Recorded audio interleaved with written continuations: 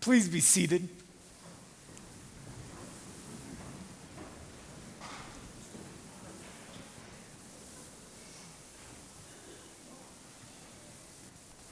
So I want to ask you this question. What happens next? Now, if the first thought that comes to your mind is, well, what happens next is I'm going home, I'm going to put the ham in the oven, then I'm going to pour myself a big mimosa. That's not exactly what I'm talking about. I mean, that's all good. But what I mean is, what happens next now that you have heard that the tomb was empty?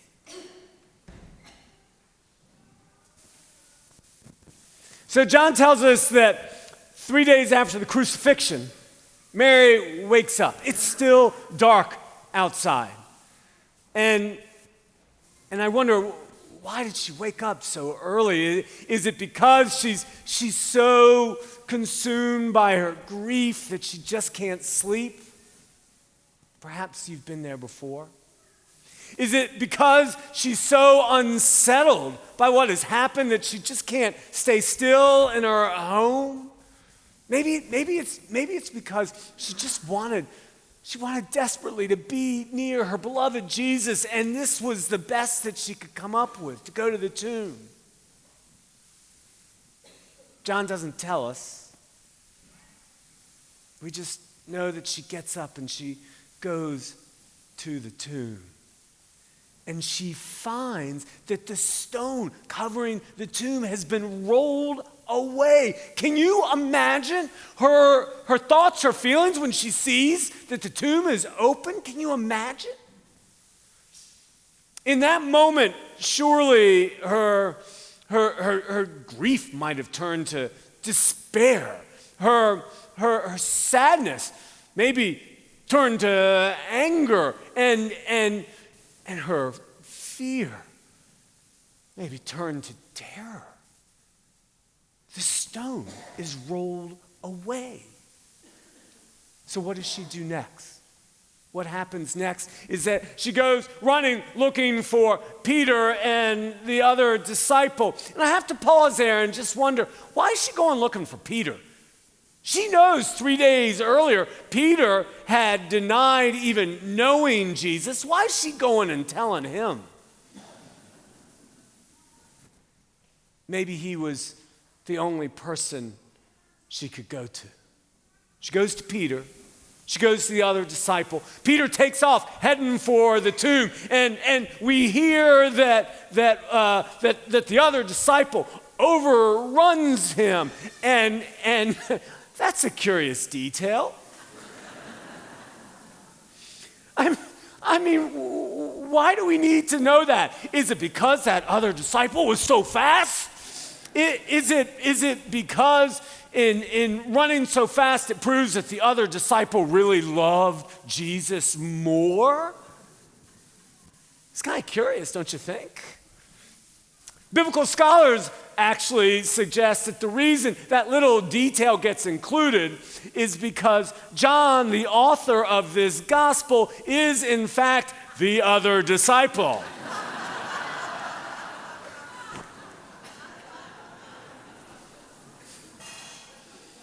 They had egos back then, too.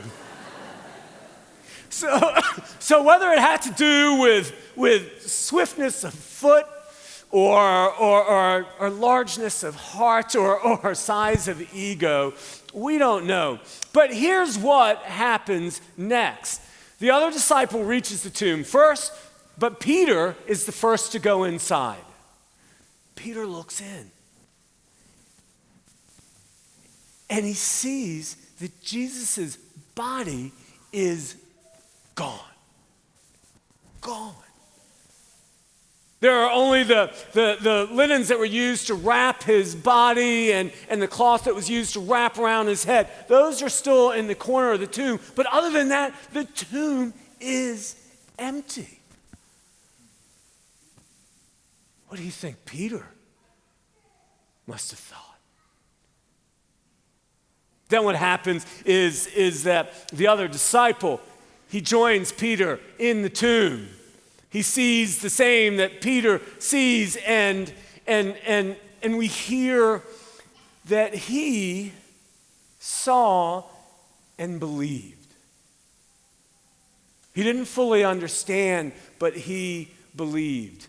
A detail that actually I can kind of relate to, because I don't always fully understand, but this faith business calls us to still believe. And then what happens next? Well, it's a bit of a head scratcher, because what happens next is that Peter and the other disciple go home. What is that about? They've just found the tomb empty. There's no body in there, just some linens, and they go home. Mary is there weeping. Those are sensitive guys, aren't they? They don't go caring for Mary. They don't go running through the streets and saying, hey, you're not going to believe this, everyone. They don't even go looking for their fellow disciples. They just go home. You think they left a cup of coffee on the fire or something?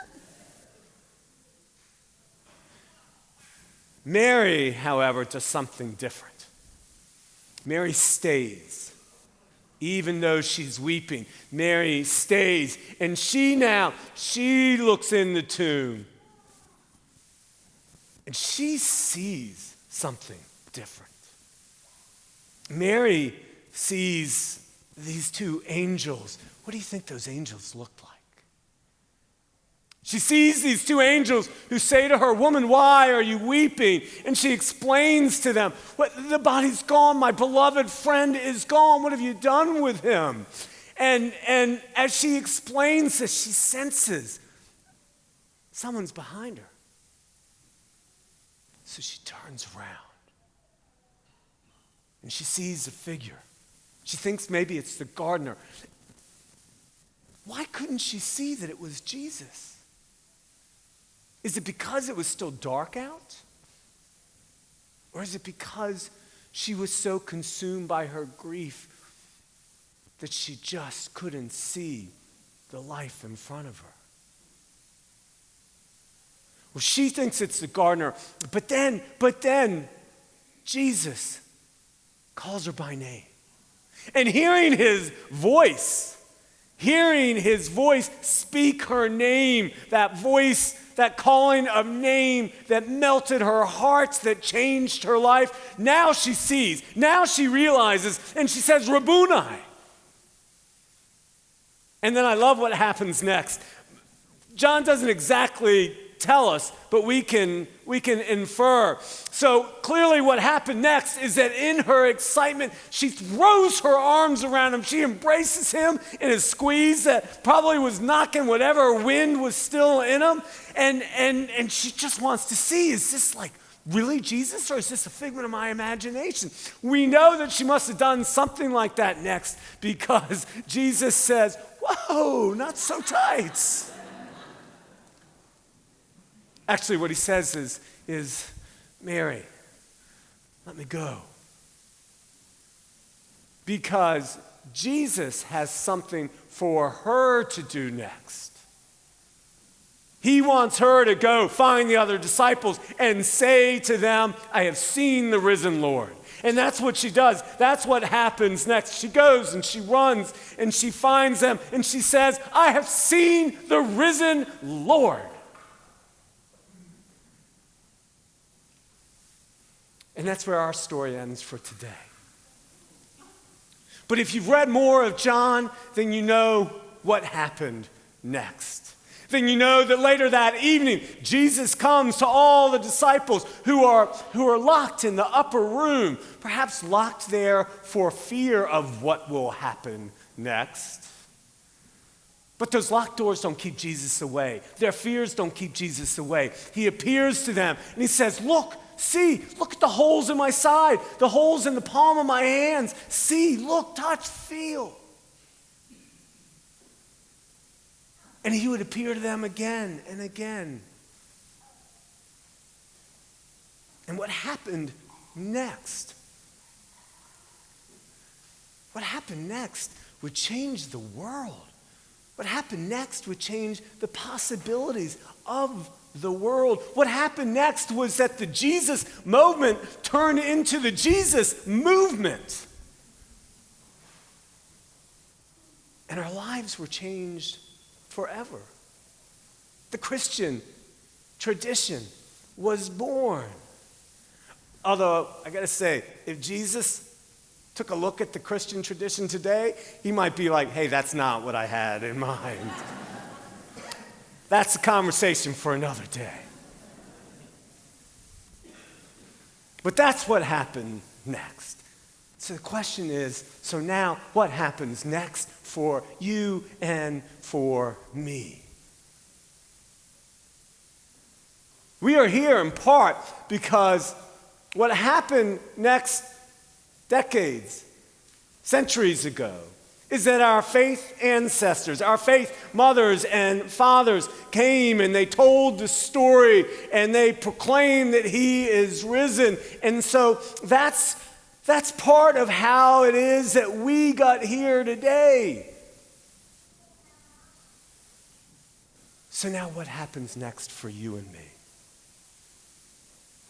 What are we going to do? You know, so often as I've preached on Easter, read this incredible story, I've wrestled with, okay, so how do I help you understand? How do I help myself understand these wild and crazy details and believe them to be true?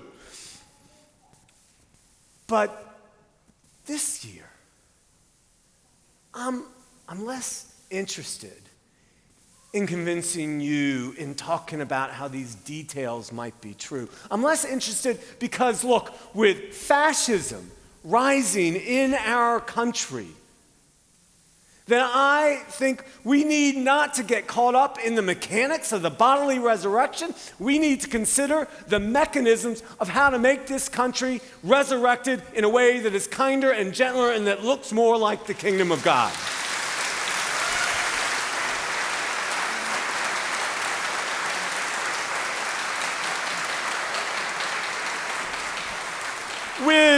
With so many of you, or so many of our friends, still blanketed in grief because not that long ago they lost everything, including their homes.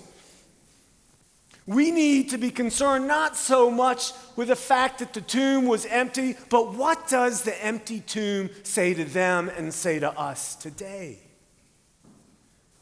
With diversity, equity, inclusion, and belonging conversations being silenced in programs, being closed down from classrooms to boardrooms, we need to be concerned with not so much why was it that Mary didn't recognize Jesus in the face of the gardener, and more importantly, how is it that we can recognize Jesus in the face of every person that we meet on the streets?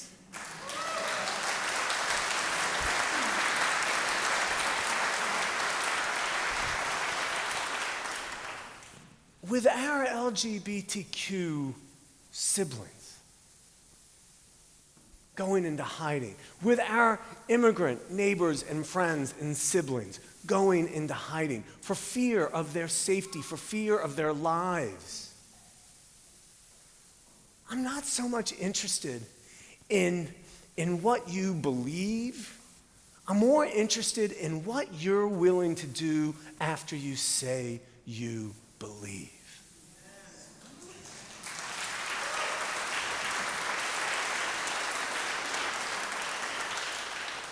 This glorious resurrection story, it's a commissioning of sorts. Way back when, it commissioned Mary to go and to tell the disciples, and then it commissioned the disciples to go and tell others about the resurrected Jesus. It's a crazy arc of a story, because if you were here just a week ago, then you watched this violent death, and now today we're talking about life. It's a crazy story that moves us from darkness to light, that moves us from despair to hope, that moves us from death to life. It's a story that says to us, the holy, the divine is not so distant that same divine spirit doesn't understand what it is to suffer, doesn't understand the violence that can come from hatred and from self-absorption, doesn't understand even what it is to die. That holy and that divine understands it and still gets the last word and still makes sure that something happens next. So I ask you, what happens next? Are you simply going to be fans of Jesus, or are you willing to be followers of Jesus? Are you simply going to retell the story of Jesus' resurrection, or are you going to write the next chapter of resurrection here and now? Are you simply gonna celebrate this glorious day, or are you gonna give hope to those who have so little to celebrate? What happens next? Look, if what happens next is you're going home, you're putting the ham in the oven, you're pouring yourself a mimosa, that's wonderful. I'm off in about another hour. Save some for me.